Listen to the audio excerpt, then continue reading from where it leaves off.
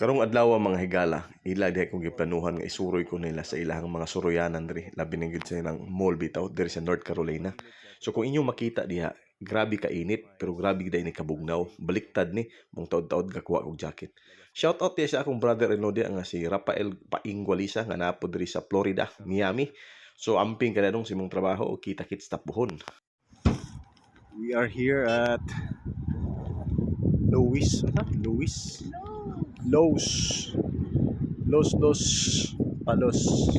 Pili kami na ano. Og naami diri karon sa usa sa ilang mga mall kunuhay, pero mall man gyud ni, pero wa man ta kasabot kay wa may building kay palapad ni ila diri tungod sa nakadako sa area. Og mga higala kay wa pagitan na human og adto sa mall, nakahibalo na mo kani atong alaga sa tiyan mo reklamo dayon. Nagsabot-sabot na mi kung asa ang lami nga kananan. May galing sa ating mga bagong kaibigan, sila yung nagsabi na puntahan daw natin yung mga Spanish na pagkainan. Kaya nga nagtatagalog ako, kay shout out sa kanila kasi sila ay mga Tagalog. Salamat sa inyo Sir Yuhan at si Ma'am Clarice at saka sino pa ba yung isa? Barbacoa. Barbacoa yung pinakamalas. Okay na human naman nagpili mga higala mo din mo napilian pagkaon pero wa pa na relax lang mo diha. Shout out na ni Ma'am ug ni Sir diha sa atong mga bagong higala nga nakila-ila diri dapita sa North Carolina. So ang pagkaon na diri sila mo gi-introduce namo, lami pud ni nga pagkaon. Pero tan-awa unya kay daghan pa kay ni pagkaon na mabungog kas kadaghan is kalami diri nga pagkaon. Pasiuna pa lang ng patikim ba.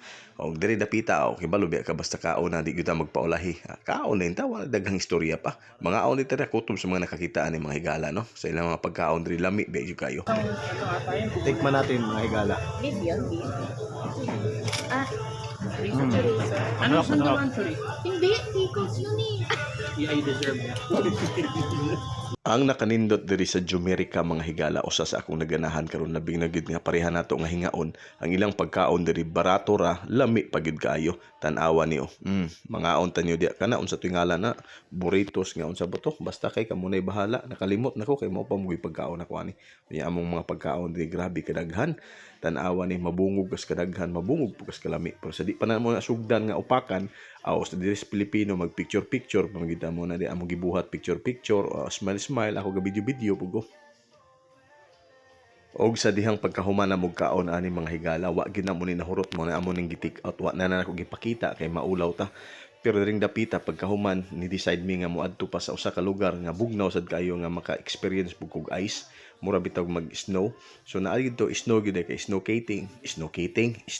skating ato ato. Pero tan-awan ang hibalo mo ana karon taod-taod mag-open na sila, magsugod na ang mga daghan kay mga anak na.